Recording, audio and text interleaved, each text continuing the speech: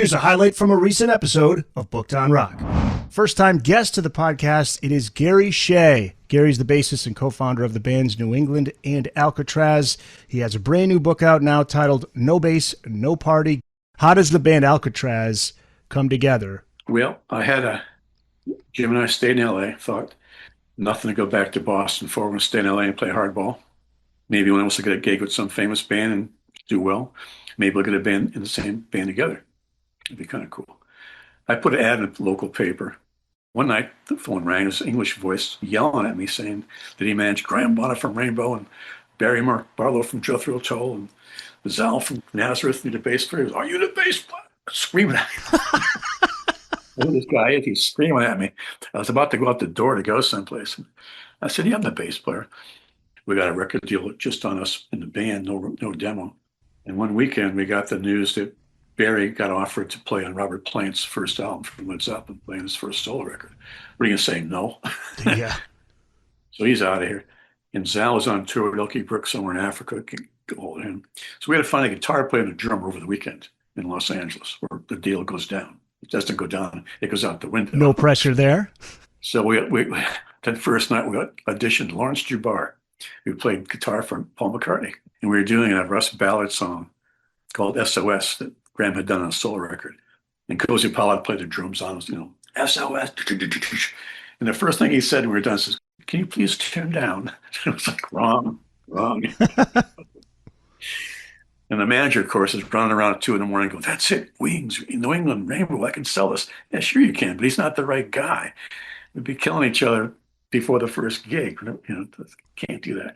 And he went to the next day to a neighbor, young guy that had a record store. I said, who's the hot guy? And he said, Yngwie from Sweden. He's playing this band called Steeler.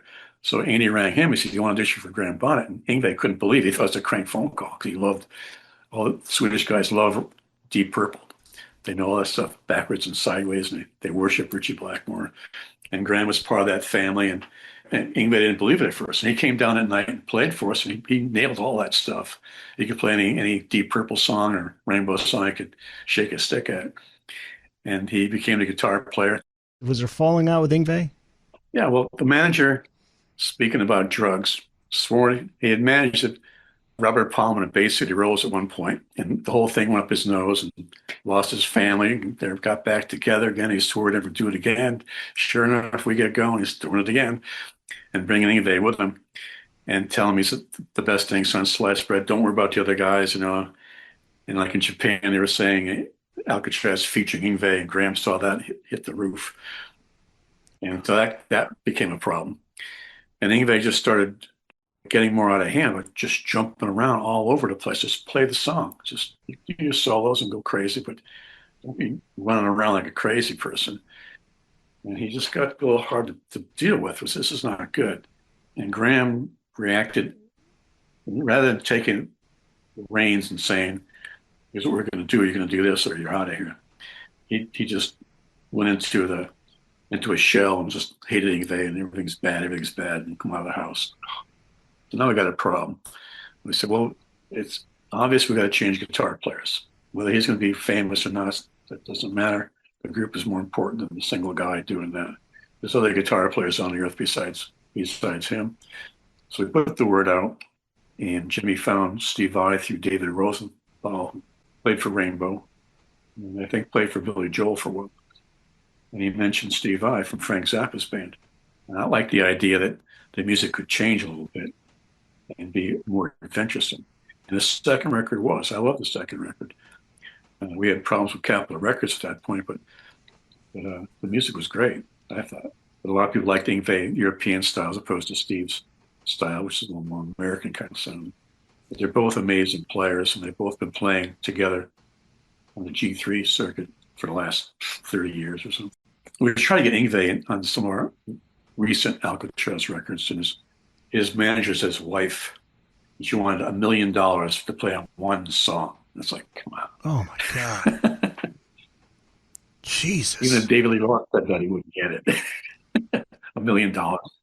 But one stupid song, it'd take you half an hour to go into your studio house on Pro Tools we have today, record into your computer, send a file to wherever it has to go, it'd be over with. It's similar to Vinnie Vincent, like they're their own worst enemy.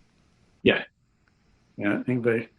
He just was just thick, he's young and excited. And like his favorite guitar player was Al Di Meola, who knew. And I said, you should tell people that. That's really interesting. Oh, no, man. It's always Richie Blackmore, Lee Roth, and whatever. But you should tell him Al Di Meola. And who's his favorite band? No one ever gets this answer. His favorite band was Kansas. Really? He hired the producer, Jeff Glickman, to do a couple of Yngwie records back in the late 80s, early 90s. He liked Kansas so much. I said, you should tell the people in interviews you like Kansas. He always thought Richie Blackmore was mysterious and everything. And Graham said that Richie was just shy. He didn't like doing interviews. He liked being in a corner. He was afraid of people. And Yngwie took that as being you had to be mean and nasty and say bad things to people. And said, don't do that. That's not the way to go. So he's had that cloud around him. He still has. It was his birthday yesterday, or the day before. And that's the other things on Facebook: hate or do hate, no hate, do hate, 50-50. And it could be a lot better in his favor if he didn't come off like that. But he insists on doing it.